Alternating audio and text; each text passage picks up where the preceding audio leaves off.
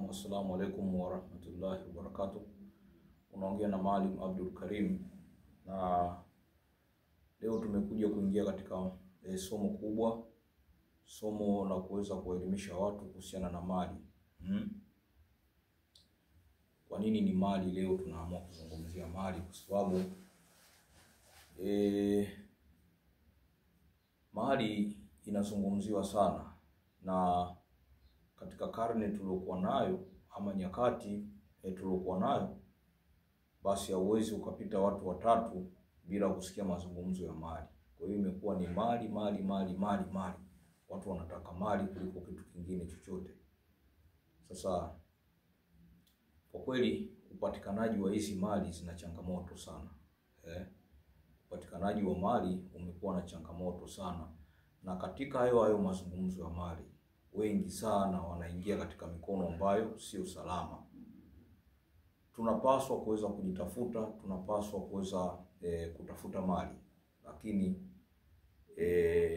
lazima uwe na maamuzi sahihi pale ambapo unaamua kuelekea katika utaratibu wa kutafuta mali. Tunasema kama ni mwanaume ambaye amekamilika na ana mawazo yoyote ya kuweza kujikwamua, hasa kuweza kutafuta mali, basi anajiandalia namna atakavyozungumzwa uzeeni. Kwa hivyo mali ni jambo la muhimu sana, lakini itategemeana kwamba ni mali zipi ambazo umeamua wewe kujizatiti mwenyewe kuweza kuzitafuta. Kuna mali ambazo ni za halali na kuna mali haramu. Zote hizo ni mali, na Mwenyezi Mungu anatoa katika njia zote hizo mbili. Kwa atakayehitajia mali ya haramu atapewa, na yule anayehitajia mali ya halali atapewa, isipokuwa vya haramu vinawahi kuliko vile vya halali, aliyakuwa kuweza kuwapitisha waja katika mitihani. Sawa ndugu yangu? Sasa kuna mambo kadha ya kuweza kuyazingatia kabla hujaweza kuingia kwenye utaratibu wa kutafuta mali. Sawa? Kuna mambo kadha unapaswa kuweza kuyachunguza, na mimi nitazungumzia kitiba. Sawa? Kitiba, mambo nitakayozungumza kwanza, mali ipo nyuma. Kinachotangulia mbele ni ile nuru ya mtu ama bahati ya mtu, ndio tunasema hivyo. Kwa hivyo huwezi ukapata mali kama hauna bahati. Sawa?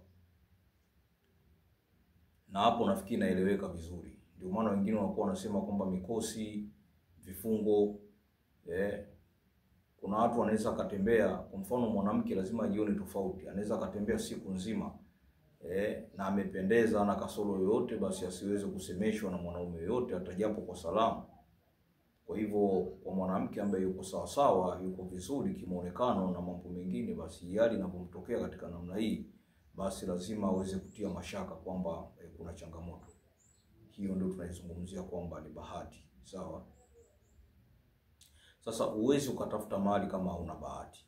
Sawa? Kama bahati yako imetoweka, ni lazima kurejesha bahati yako ili kuweza kutafuta mali. Hilo ni jambo la kwanza. Sawa? Ni lazima kuzishughulikia bahati zako ndio uelekee katika safari ya kutafuta mali. Lakini wengi wameingia kwenye changamoto pengine za kutapeliwa na changamoto nyingine kutokana na kwamba au kuzishughulikia bahati zao mwanzo, wao walikurupukia mali. Sawa? Kitu kingine, kuna nguvu za asili ambazo tuko nazo sisi. Nguvu za asili ambazo tuko nazo, na hizi nguvu za asili na maana zimegawanyika. Kuna nguvu za asili zinazotokana na ulimwengu wa majini, na kuna nguvu za asili ambazo zinatokana na mizimu. Sawa? Naeleweka vizuri ndugu zangu hapo? Kwa hivyo katika mchakato wa kutafuta mali ni lazima uweze kuvipima hivi vitu vyote. Na kwa nini uweze kuvipima vitu vyote hivi? Vina umuhimu. Kuna mtu anatafuta mali haitakiwa apite mkono wa kushoto, lakini anaenda mkono wa kulia.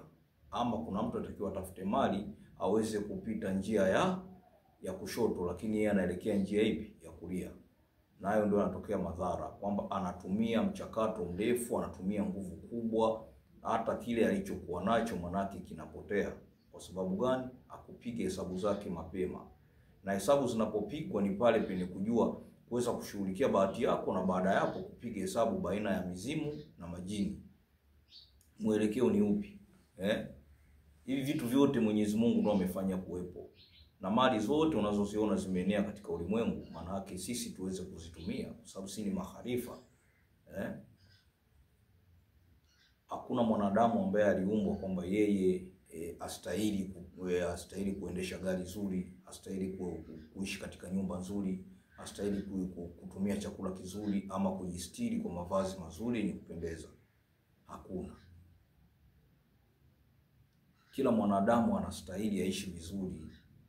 Na kwa nini aishi vizuri? Kutokana na neema ambazo zipo, ambazo neema hizo zote zinamruhusu mwanadamu kuweza kuzitumia ili aweze kufanikiwa. Sawa? Isipokuwa tumepoteza tena tafakari. Tumepoteza kuzichunguza asili zetu, kuchunguza nguvu ya ndani ya kwetu. Na hiyo ndio imepelekea wengi sasa kuingia katika mwelekeo ambao sio sahihi. Lakini kiukweli kwamba mali za majini zipo na mali za mizimu zipo. Kwa nini watu zinatokea hali za sintofahamu hapa? Ni kwa nini zinatokea hali za sintofahamu baina ya vitu viwili? Watu wamefikia pahali ya kutokuamini kwamba hakuna mali zinazotokana na majini, hakuna mali unaweza kupata kutokana na mizimu. Lakini ukweli uko bayana kwamba ziko mali zinatokana na majini, ziko mali zinatokana na mizimu. Haya yote kuyajua ni lazima uweze kuchunguza vizuri kabisa asili yako, ukaweza kuielewa barabara asili yako baina ya majini na mizimu. Kwa nini limetokea wimbi la watu wengi kuweza kushindwa kuweza kukamata mali za majini, kuweza kukamata mali zinazotokana na mizimu? Ni kwa sababu wengi wamepita njia ambazo si sahihi wao kuweza kupita. Ndio mfano nilivyoeleza kwamba katika mlolongo wako wa utafutaji wako wa mali ilikuwa upite barabara inayoelekea mkono wa kushoto, lakini wewe ukapita barabara inayoelekea mkono wa kulia kwa matamanio. Kwa hivyo upande ule uliopita ambao ukosa hii upande wako utakuwa ni wa matumaini, lakini matumaini ambayo hayana tija, matumaini ambayo hayata kufikisha popote. Kwa hivyo ni vema ukaweza kuwaona wataalamu, wakaweza kusaidia mchanganuo, wakaweza kusaidia namna gani ya kujijua kama wewe unastahili kuweza kumiliki mali inatokana na nguvu gani hasa. Kama ni nguvu zinazotokana na majini, kama ni nguvu zinazotokana na asili yako ya kimizimu, basi ukishajua hivyo na wakati umeshaiweka sawa bahati yako, ndipo uchukue utaratibu wa kuweza kuanza kutafuta mali hizo. Na imani hii itakusaidia sana. Usipoteze muda kuwa na muhemko wa vitu vya matamanio, vya kuwatamanisha watu, kwamba watu wanakutamanisha na wewe unatamanika. Tunapaswa kutamani mambo yaliyokuwa mazuri, lakini je, unafahamu huyu mtu anayevimiliki hivyo vitu amevipata namna gani? Je, njia aliyotumia yeye kuyakamata hayo ama kumiliki hayo ndio ambao njia unaweza ukaitumia wewe kuweza kufanikisha? Jibu ni hapana. Jibu ni hapana. Kwa sababu Mwenyezi Mungu hakutuumba katika mlingano, katuumba katika utofauti na hata neema. Sisi tunaona kuna wenzetu ambao sisi hatuna mapungufu yoyote, tuko sawa sawa, lakini wao wanamiliki mali nyingi zaidi. Ni kwa nini? Kwa sababu kuna vitu huwezi kuviondoa. Mwenyezi Mungu ndo ametuumba hivyo, na riziki zetu kutokana na bahati zetu. Sawa sawa. Kwa hivyo tuzidi zaidi kuweza kuomba na kuyahangaikia kwa jitihada kuweza kufahamu. Naendelea kunukuu kwamba mali za majini zipo na mali za mizimu zipo. Umakini tu unahitajika kwamba wewe kuweza kujua kwa nguvu yako ulionayo ndani yako, mali unayotakiwa kumiliki ni ipi? Ni mali inayotokana na majini, ni mali inayotokana na mizimu? Hivyo vitu unatakiwa kuweza kuvijua. Unatakiwa kuweza kuvijua. Utakapovijua sasa ndio unapaswa kuchukua hatua katika sehemu ambayo ni sahihi ili kuweza kutatua hiyo changamoto ya kiuchumi. Sawa? Sawa sana ndugu zangu, basi nimeweza kueleza namna hiyo kwa lengo la watu kwamba waeleza kwamba mali ya majini ipo na mali ya mizimu ipo. Msisikilize na habari za watu ambao wanasema hivi vitu ni vya kufikirika. Hapana, vitakuwa ni vitu vya kufikirika kwako, kwa sababu we mwenyewe kwanza hujajichunguza jinsi ulivyo. Unajua mwanadamu ana nguvu ya kuweza kuzungumza yeye, yani ana nguvu iliyo ndani yake ambayo anaweza kuzungumza nayo bila kuzungumza na mtu mwingine yoyote.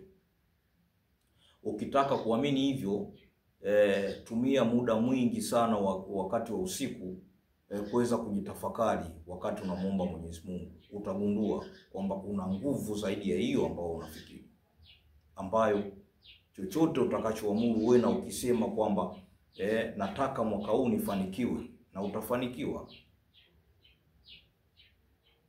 Tumeelewana? Na hizi nguvu mbili zikishirikiana kwa mashirikiano mazuri, zikaelewana kwamba huyu mtu anatakiwa aweze kuwa na mali zinazotokana na majini, na mizimu ikubali juu ya hilo, ambao mizimu ni nguvu yako ya asili, ikubali juu ya hilo, basi utafanikiwa. Tunaelewana vizuri ndugu zangu? Kwa hivyo siku zote hatuachi kuelimishana, hatuachi kuweza kupeana faida katika mambo ya msingi yenye kujenga, kulikoni kuyakurupukia mambo, kukurupuka tu mambo kuyaendea kwa sababu una shida fulani, una mambo yaliyokuzonga. Hivyo kila unaposikia habari ya utajiri unaona kwamba inawezekana, na kadri unavyozidi kuendelea kufanya na unazidi kupotea, maana yake ni nini? Unatakiwa kurudi nyuma utafakari. Je, kwa hichi ambacho nafikiria na kutaka kuendelea kukifanya, katika hili kuna watu waliofanikiwa juu ya hili? Kama wapo, walifanikiwaje?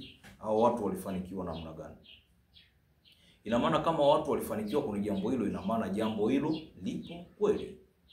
Isipokuwa katika njia unazozitumia wewe na maamuzi unayotumia wewe ndio sio sahihi. Safisha bahati zako, tafuta watu sahihi wenye elimu juu ya mambo hayo, waweze kukuelekeza kwa utaratibu. Utaweza kufahamu kwamba majini wapo, mizimu ipo, na kuna watu wanatumia hivi vitu na wanafanikiwa, na kuna njia ambazo unaweza kuzitumia kuita mizimu, na kuna njia ambazo unaweza kuzitumia kuwaita majini na ukazungumza nao, ila kwa utaalamu maalum, ambao utaalamu huo unahitaji elimu. Sio mambo ya kuyakurupukia tu. Sio mambo ya kuyakurupukia. Mambo yanahitaji utulivu na hekima, mchanganuo wa kutosha, upate muda mzuri wa kuweza kujisafisha, kufanyia kazi haya tunayokueleza, basi utapata majibu. Basi ni wenu Mwalimu Abdul Karim. Usiache kusubscribe channel yangu. Vile vile kwa wale ambao wana maoni, wana vitu ambavyo vinawatatiza hasa katika jambo zima la utafutaji wa mali, basi usiache kutuuliza, tutaweza kukuelekeza na tutaweza kukufahamisha kama wewe unastahili kufuatilia mali za namna gani, ima majini ama mizimu. Yote tutakuonyesha bila mashaka yoyote. Tunasema sisi tunafikisha elimu yetu, tunafikisha huduma zetu kama dunia inavyozunguka. Asanteni sana, na msichoke kuendelea kusubscribe channel yangu. Tutaonana kipindi kingine inshallah.